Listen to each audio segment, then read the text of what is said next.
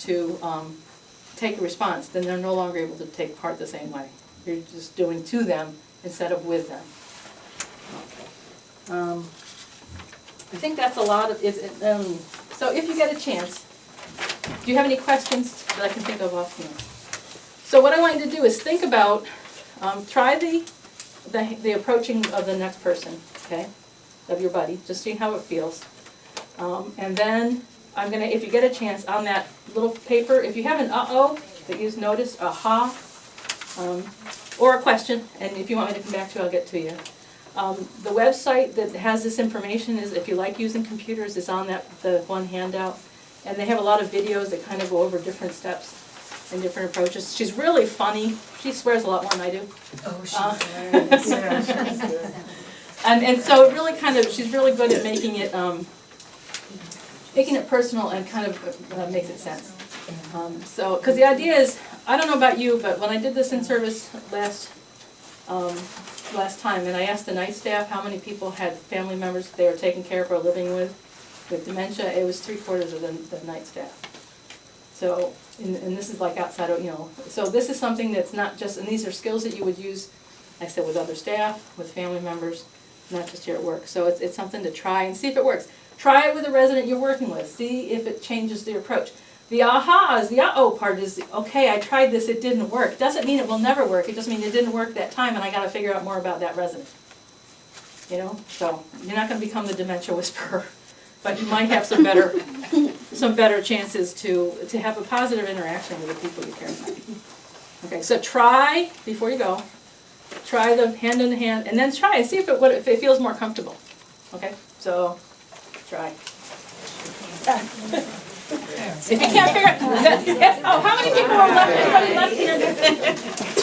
Anybody left-handed? Because if you're left-handed, the right-handed person has to switch around to the left-handed person.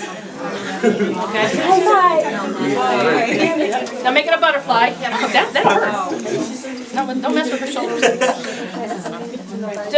How does it feel?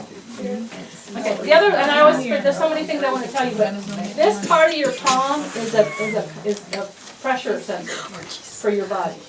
So that's why, if I'm going to tell you, if I come around like that, no, come around like this. This is like a pressure, you can feel that. The other thing is, if I'm trying to get your attention, I'm over here, and like you're like looking that way. If I squeeze like that, you're going to just pump the hand, you'll look at it, and then I can get your attention and say you want to go that way. Okay, so it's just, and it's very comfortable. Like I said, if you're left-handed and your resident is left-handed, you have to try to approach them from that side. It's a little different, because that's their comfort. You're the one with the big brain, so you're the one that has to change what you do. I can just attest to this when I see Katie. There's sometimes that I have to take her hand just like that, the butterfly, just because she's trying to play with the food. And as long as I was holding her hand, everything was just calm, and she just would just go ahead and let me feed her. Yeah. But until you demonstrated that, I don't know, 6 months ago or somewhere, I heard you say it and I did it, and it just has always worked. Right. So it's something you got to try. A lot of times, and you remind me that there's sometimes they lose the ability to initiate. Sometimes they can't sequence or stop. So if you have a person you're trying to help with feeding, sometimes all you have to do is do that hand under hand and get them started, and they'll take it over. Because that's a long-term memory. It's when they can't that they have to. So you don't want to be feeding people just because it takes you more time.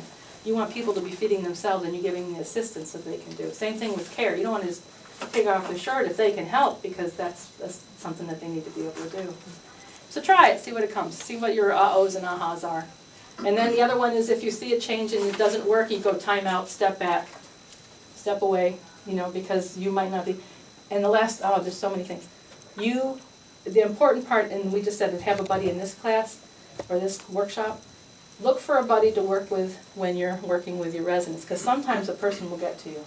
And you need to be able to have another person, and we've found that some of the people that they'll be interacting and having a terrible time, another person comes up and goes, "Hi," and starts the approach. They forget that they were mad at you a minute ago, and you can reapproach. Okay? So it's important to do, because sometimes the budding, especially I know for the people on the floor, becomes a real important thing. You need to have somebody you can buddy up with and say, "Help," without saying help. So, okay? Now I'll stop talking. Thank you.